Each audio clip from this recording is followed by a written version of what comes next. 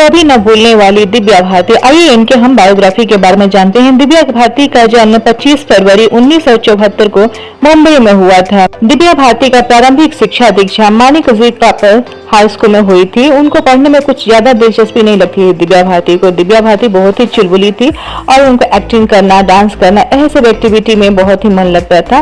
दिव्या भारती को तैराकी भी बहुत पसंद था। दिव्या भारती के पिता का नाम था ओम प्रकाश भारती, जो कि एक बीमा कंपनी में अधिकारी थे, और उनकी मां का नाम था मीता भारती, जो ओम प्रकाश की दूसरी पत्नी थी। उनकी पहली पत्नी से भी उनके 2 संतान थे। दिव्या भारती का एक भाई भी था।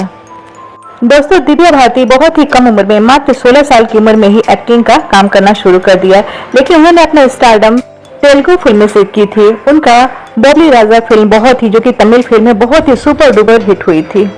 बॉलीवुड में उन्होंने बहुत ही स्ट्रगल किया दिव्या भारती ने, जिसमें बहुत सारी फिल्म उनको दी गई। फिर बाद में उनसे वो फिल्म ले ली गई, जैसे गुनाहों का देवता उन्हें फिल्म का ऑफर दिया गया था, उन्होंने साइन भी कर लिया था, लेकिन एन मौके पे उनको बदल दिया गया और उनके बदले जूही चावला आई। और ये दोस्तों एक बार नहीं हुआ, बहुत बार हुआ। फिर वो निराश होकर तमिल फिल्म में दोबारा लौट गई और फिर उन्होंने बहुत अच्छी वहां पर फिल्में की, बहुत हिट गई। उसके बाद से बॉलीवुड में उनकी जबरदस्त एंट्री हुई। उनकी फिल्म 16 और शबनम जबरदस्त हिट रही है, लेकिन उनकी बहुत सारी फिल्में फ्लॉप भी रही, जैसे कि दिल का क्या कसूर।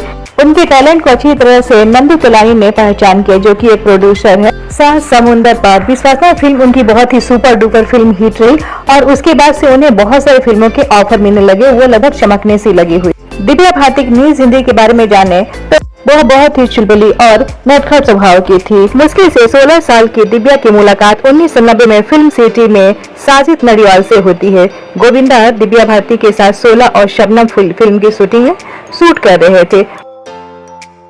गोविंदा ने ही साजिद को दिव्या से मिलवाया था। दरअसल साजिद अपने दोस्त गोविंदा से मिलने के लिए सेट पे आए थे।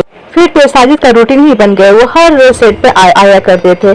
फिर लोग तो दिव्या को चिढ़ाने लगे थे कि देखो तुम्हारा बॉयफ्रेंड आ गया, और वो दोनों एक दूसरे के पसंद करने लगे। उनके बीच में नजदीकियां बढ़ने लगी थी। एक दिन दिव्या भारती ने साजिद से बोला कि मैं तुमसे शादी करना चाहती हूँ, क्योंकि हर कोई मेरा नाम अपने साथ जोड़ना चाहता है और हर कोई मुझे शादी करना चाहते हैं, इसीलिए मैं ये किस्सा को खत्म करना चाहती हूँ और मैं तुम्हारे साथ रिश्ता बनाना चाहती हूँ।